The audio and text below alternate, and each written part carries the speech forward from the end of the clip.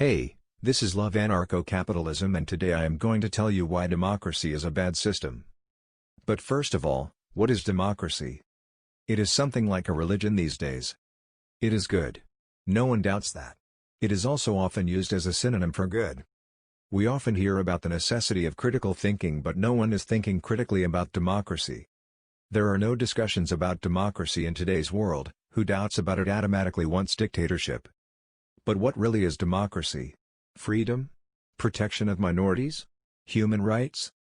Neither of that. It is simply a governance of majority. If the majority don't want a freedom, we won't have freedom.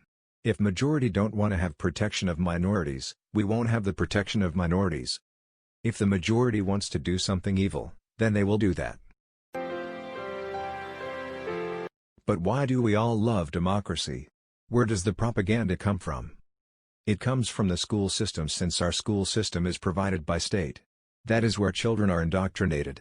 This is not a conspirational theory, but even in the educational plans, there is written that one of the purposes of school is to make the children good citizens. I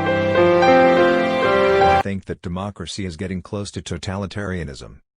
I think that the system we are living in should be considered a totalitarianism, because the definition of totalitarianism is unlimited governance. State dictates you show to educate our children. It dictates us what commodities we can be buying and selling. State dictates us what services we can provide and to whom. State dictates us what we can and can't say. State dictates our health care. State dictates us what substances we can and can't be inserting to our body. State dictates us from what age we can have sex and much more. I think we are getting close to the definition of totalitarianism. So now, what are the consequences of democracy? People can lower the results of their mistakes through elections, resulting into using violence towards all other people through taxes, and this leads learning from mistakes to be less effective. This is short-term help at the expense of long-term help. Is it better to donate a fish or teach how to fish? There is also something called the deadly cycle of democracy. Politician buys the voters with the protection from their mistakes.